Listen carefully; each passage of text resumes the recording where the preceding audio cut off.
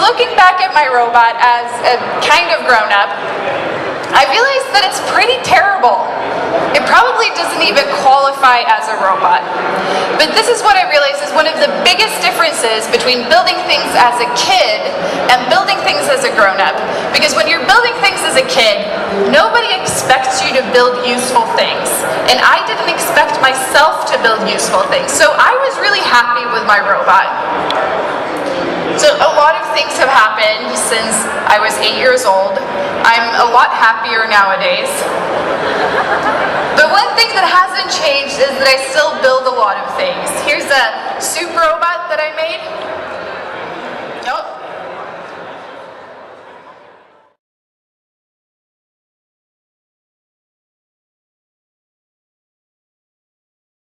On YouTube, and a lot of people think that I'm an engineer, but I'm technically not an engineer. I did not study engineering in school, and I only started building with hardware around 4 years ago. And the way I got interested in hardware was that I got an idea that I really fell in love with.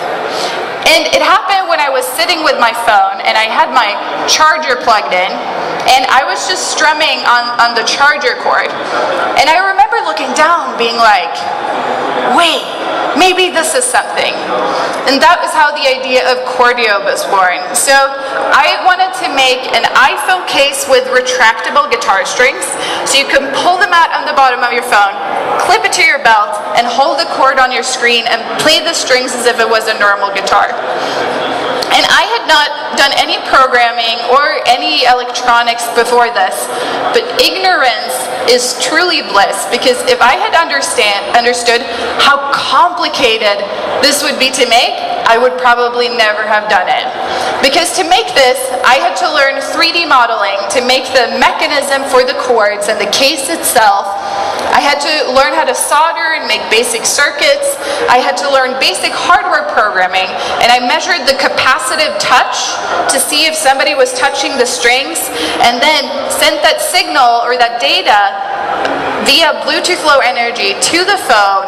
And then I had to make a very basic iOS app to merge that data and check where the user was holding the cord on the screen, and then play the coherent sound.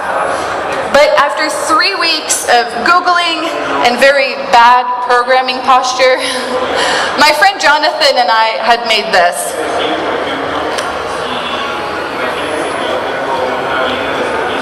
I have no idea how to play the guitar. I don't know if you can hear it, but it kind of works. That was pretty great. And this video comes with a bit of a side note, and that is to document the projects you do really well, because the videos and the photos you take of the projects you build are going to outlive the project itself by far.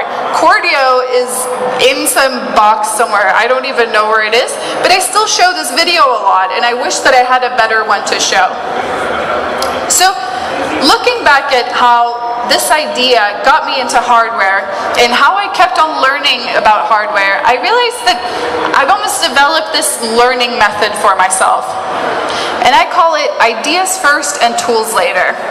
And what I mean by that is the way that I would learn was that I would get an idea that I really liked, and the tools were just these things I had to learn to make.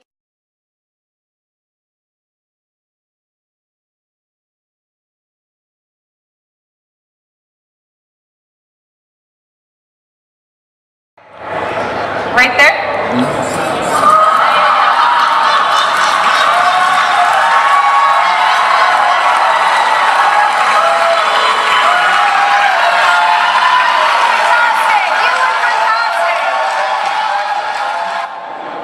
And all of this has made some people, which means I might be the person in the entire world that most people have seen getting slapped in the face with a rubber hand. I can't say I'm proud of it, but it's something, right? So one of the things I realized is that you don't always know what your ideas are. Good ideas might turn out to be bad, and bad ideas might turn out to be good, but you won't know unless you actually build them. It's like that time when I was thinking, what about if you could cut hair using drones?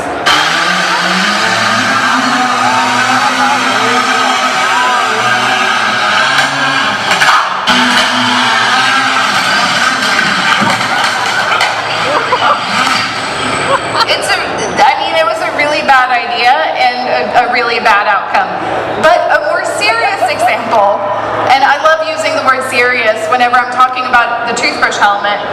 A more serious example is the toothbrush helmet, because I posted it online and I wasn't really thinking, I